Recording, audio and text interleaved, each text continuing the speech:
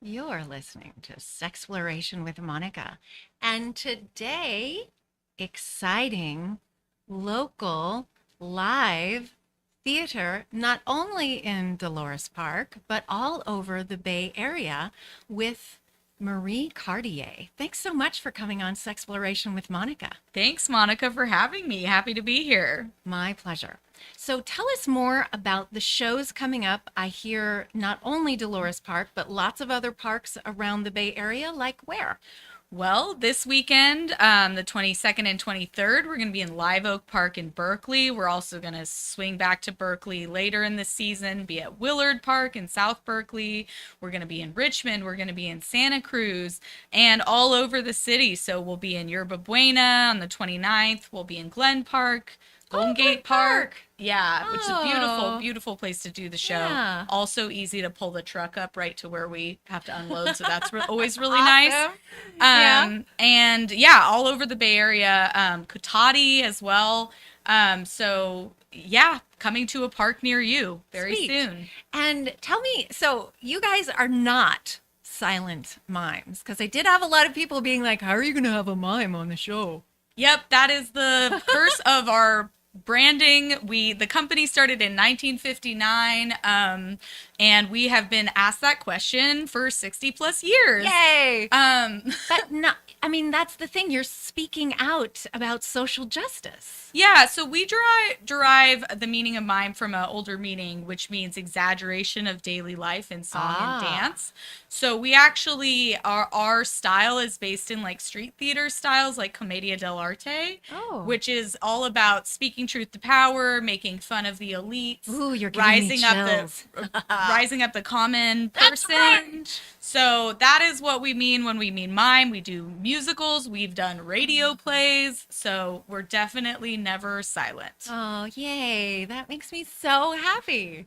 And tell me more about like what's going on in the like kind of deconstruct the narrative that you're telling, the story. Yes, so the show this year is called Breakdown. Every year we try to take topics that are really relevant to the immediate Facing us time. now. Yeah, Yeah. facing us now. For a long time, we've addressed homelessness in a number of our shows because it is such a prevalent issue in San So Francisco. huge. But But this all year, over the Bay Area. yeah, and in every major city in America, Yeah, and even in Portland. rural areas, everywhere. Yeah. So this year we wanted to specifically take a mental health angle because we feel like in this post-pandemic world, it's just we've really seen such an uptick in people struggling with their mental health. So the idea behind this show was to look at mental health from a number of different levels. We have basically three main women characters. We have a woman who's experiencing homelessness, who's experiencing very severe mental health symptoms. Then we have her social worker, who's also just kind of our every woman character who the audience can relate to, who's still just struggling to get up day to day and do her job, and like many of us are struggling with these days. And then at the third level, we have a Fox News anchor woman who's kind of we see as Oh, responsible. and this character is a woman. Yes, she's a black Interesting. woman. Oh. And so we see her as kind of in that role of gaslighting the whole country, and how so much misinformation and twisting of the truth really Well, contributes to that's our kind of Fox Yeah. News's jam. yeah, right our now. collective mental health struggles. Yeah. And how that ties into just, our existential things we're all facing, Well, and climate they change, really, all that. Yeah. Fox News comes after like trans rights all the time and Yeah. so hard with so much things that are not true Yeah. about trans issues. Yeah, there's a lot of just punching down and just hysteria around trying to make the most vulnerable categories of people even more vulnerable. It's really pretty despicable. And in our show, she comes after San Francisco and the Tenderloin. Right.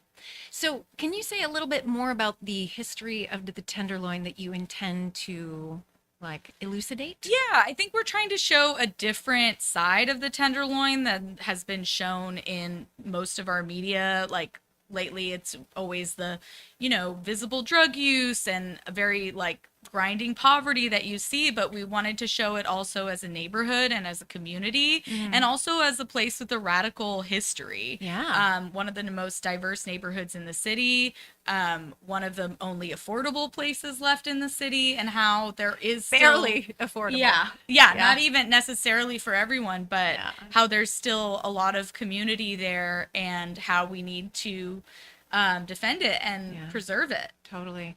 And there's so much tasty food there. And it's right on the tender knob. You know what I mean? Yeah, there's So lots of performing arts. Exactly. Yeah. And there's so many good things still happening in the city.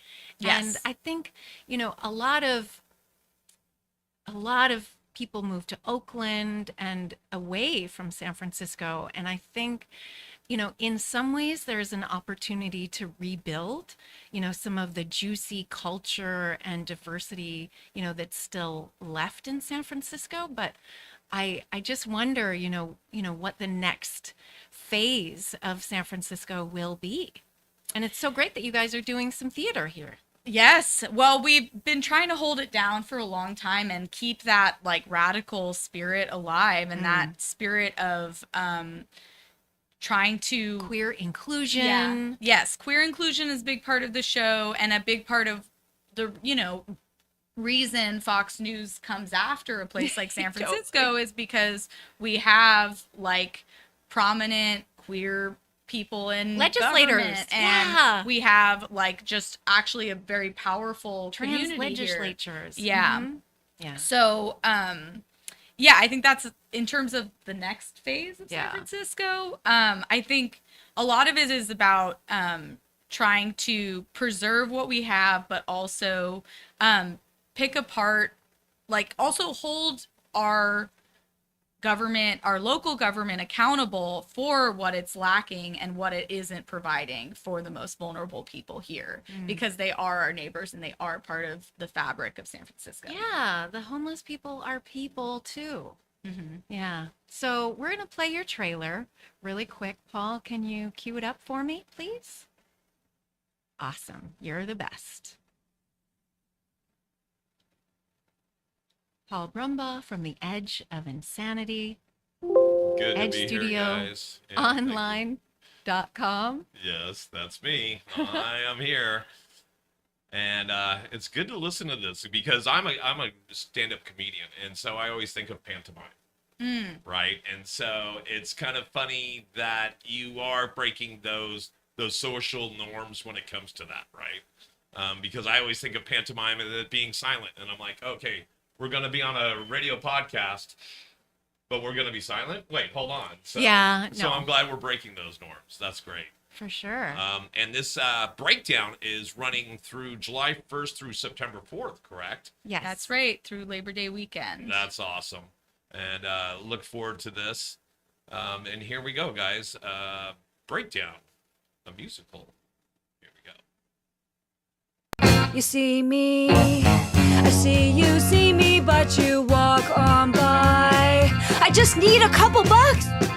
It is a show about what San Francisco is going through, what every city is going through. The mental health crisis. Homelessness. Finding our humanity in this moment. My main character is Sadia. She is a social worker. I'm playing Yume, living on the streets and trying to survive as best as she can. But I want to live a life of service, and I don't know how to convince you to care. The madness is a lack of compassion. And oh no, I might be one of those people who walks past homeless people. What is the point of a country if it doesn't care for those who are most in need? And I think that compassion can lead to action. The show is called Breakdown. You will laugh, you will be deeply affected. Don't miss it. I see you, see me, look me in the eye.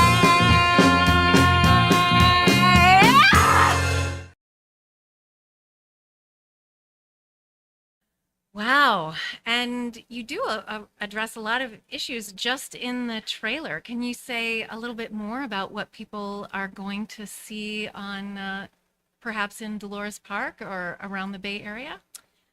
Yeah, I think one thing that we really tried to depict was we're not a company that does super naturalistic style theater, but we did want to show, but we do want to show the truth. And we wanted to show, like, really have an emphasis on this character who's experiencing homelessness, because I think so often in plays and TV, there's like a homeless character who's kind of like played for laughs, or like their mental illness is part of the, like, is a joke and it's on the Right. side, but we wanted to really like follow this character more in depth to show The kind of humanity. yeah, the humanity, and not only how people experiencing homelessness are treated and how they're trying to deal with like these broken systems and all these things, but also how people with long-standing mental illness like have to experience the world and see things from their perspective, which we so often don't think about and don't want to think about. Yeah, well, I think it's just so hard to, I mean, just imagine. I mean, I think that's the worst thing that we can think of. Like, oh, I don't want to be homeless, and then being outside and just thinking about the different kinds of struggles of, not being housed. I mean, for many years, I traveled around because I couldn't afford rent in San Francisco, and I was a house sitter. But, for most people, it's really hard to make the rent. And then there's that, extreme commuting that we see going on socially. And, I just think that there's so many things that, we can think about, like, okay, what do we have? How can we see the abundance in our lives and be grateful, and then be able to share it with other people? So tell me more about the different characters. I know that you have, okay, so tell me more about the every woman character. Is that you? Is that your character? Well, I am a full-time clinical social worker. So the social worker character, her experiences are like informed by my experiences. I wouldn't say she's me. I think I actually have a less toxic work environment than this character does, luckily. Right. But I think the point of her was, I think so often we have like an emphasis on the social worker character and like, oh, she's so good and like it's so hard for her. And we do see that part of it, but I think it's more important to, it's much harder for a social worker's clients, right? Right. It's much harder to be the client than the Just social the worker. social worker? And so I think That's she's an kind of interesting our point, way in to see it. Like, she's a relatable young person. She's living with roommates who are kind of don't want to hear about her job, don't want to like engage in reality. One's a gamer, one's an influencer on Instagram. They're trying to find these other ways to kind of avoid like the gritty reality that we're all living in, and she doesn't have a choice but to see it and engage with it.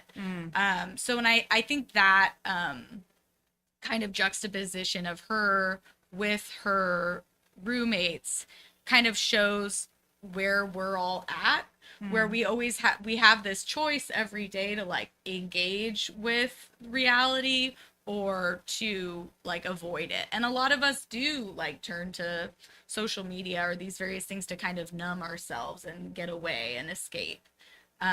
So what does it mean to choose not to do that? Right. And you are born and raised in San Francisco, so you have seen, the rise and fall. I mean, rise and fall, rise and fall, rise and fall, rise and fall of a lot of the different, economic issues, the homelessness. I mean, you've seen a lot of it. What is your experience of the city? Yeah. Well, I grew up in the Haight, so my whole life I remember seeing like the Haight Street kid type, like kids hanging out with their dog. They've come from another place and they're, maybe hanging out in the Panhandle or on Bridge the and tunnel a little bit, those kids? Well, I maybe not even, maybe fleeing some other location. I think, the I Haight see has what you always mean. been a place for people who feel like they Refugees, don't, in a way. Yeah, refugees, I think is a better term. Like people who feel like they don't fit in and they want to get away and they want to come to a place that's accepting, and then safe. often they don't find that. Like Right. they have a very built up notion of what San Francisco is, and it's like very disillusioning and disappointing when they actually come here. That said, I think we are a city that's supposed to welcome outsiders and people who don't fit in.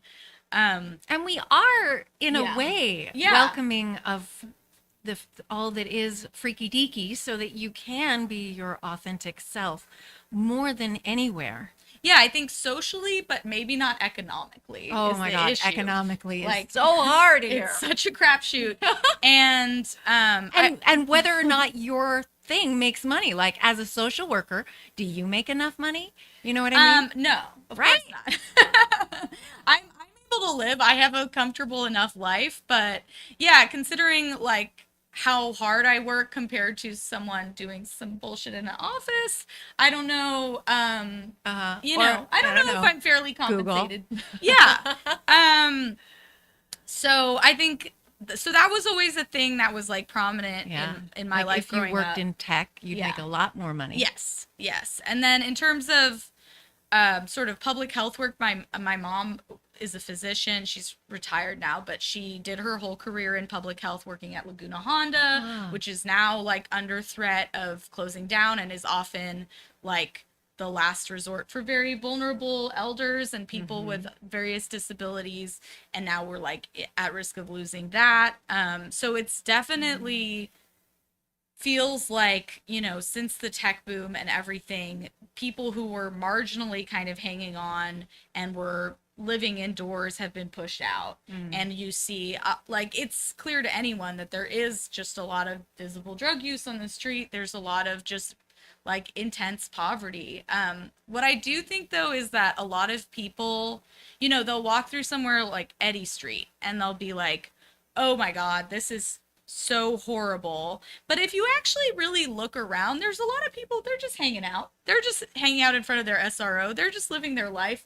And just because I think we have such a allergy to poverty in this country, a lot of people don't learn to make a distinction between someone who's like really in distress and struggling and someone who's just a little rough but living their life, you know? Right. And I think working as a social worker and living here my whole life, and just I think the culture of San Francisco is one where you engage with lots of different people. You're open to different perspectives. And I'm everybody's grateful in to such that. a transition, right, Marie? Because this city is kind of like that stepping stone up or down, or even just right here. We have so many things happening in San Francisco. It's really hard to stereotype any one segment of the population. That's true. Yeah. And one of my favorite things to see is someone who's just like stable.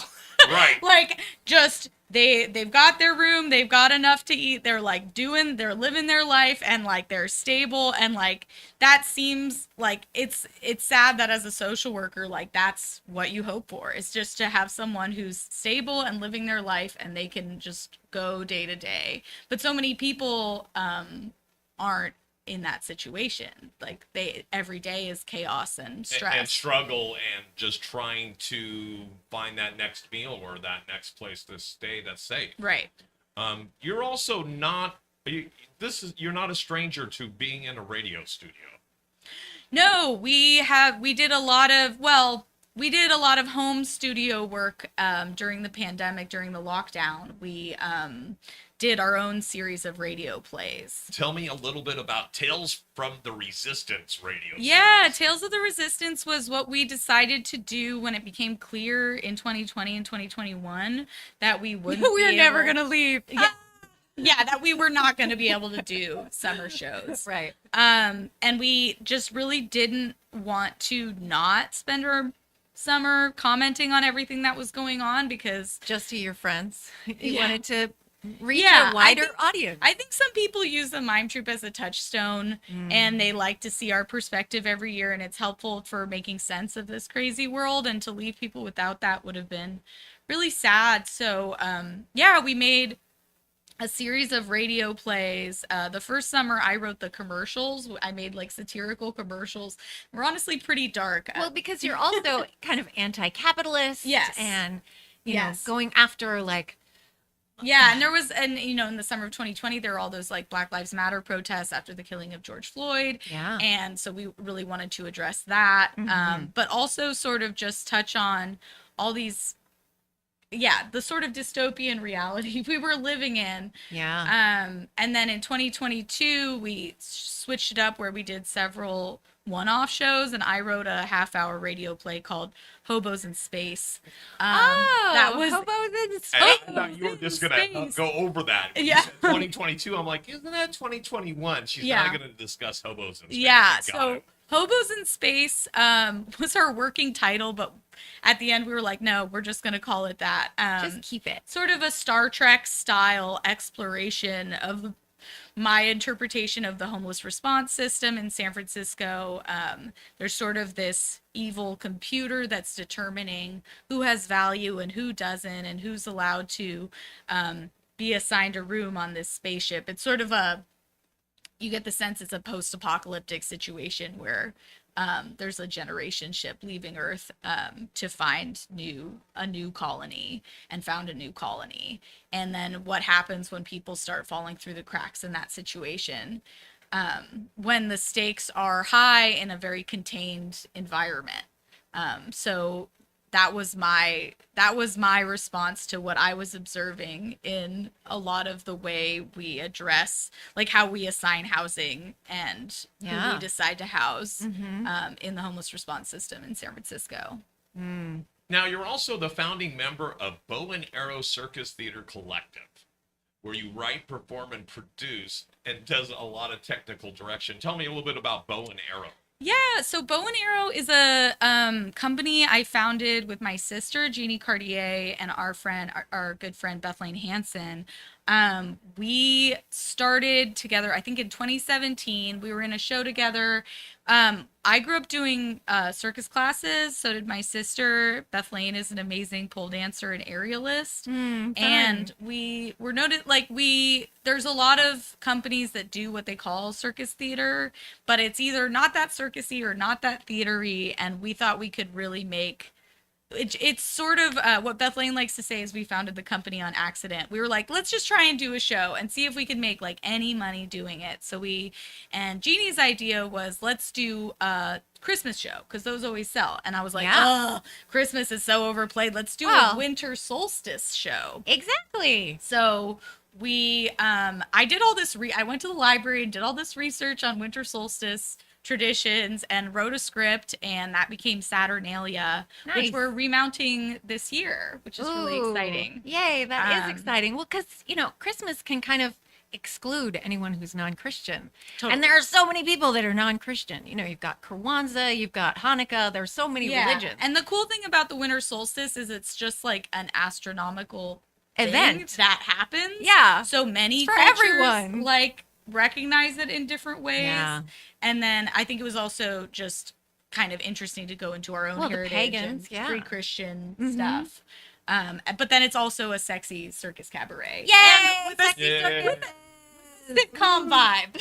Yay! So, yeah. So the comedy's in there too. And then since then we've expanded. Our big show that we've gotten to do is called Dark Side of the Circus, which is a Pink Floyd. It's kind of Dark Side of the Moon. Yes, it is the album Dark Side of the Moon, just plays straight through, but it's a circus show. Love it. And you just brought that to Mexico.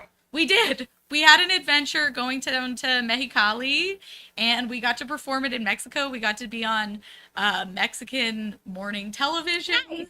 And it was a real adventure. Yeah, it was. You are actually officially an internationally touring company at Yes, this point. we are. That is awesome. We are. It doesn't matter that the theater was 1 block south of the border. We went international. Well, you were in Tijuana? Mexicali, which is okay. Below Calexico. It's okay, but safer probably. We were fine. Okay, there good. was one cop that had to be bribed one time. Well, only but- one. Yeah. You really probably saved money there. Yeah. Okay, good. Well, thank you so much for coming on Sexploration with Monika. Let's make sure that we tell everyone how they can find you and see the show. And remember, the San Francisco Mime Troupe presents a new musical breakdown That's right. It's running July 1st through September 4th, and it's in Dolores Park, correct? It will be in Dolores Park on Labor Day, but we'll be in parks all over the Bay Area until then. So how do we keep up with everything SFMT? So you can go to sfmt.org. You can follow us on Instagram, SF Troopers. You can follow us on Facebook, San Francisco Mime Troupe. You can also follow Bow and Arrow on Instagram at Bow and Arrow Circus. Awesome. Well, thank you so much. It's been so fun to chat with you, and I really love helping people open their minds and experience, theater, and especially in San Francisco, because it's so important to me. I love the city so much. Me too. Thank you. Thank you so much for having me. Yeah, really. And thanks for letting me come along for the ride, folks. I enjoy this every time. Paul Monika, Brumbaugh from really the Edge of Insanity, edgestudiosonline.com. And thank you so much for listening to Sexploration with Monika.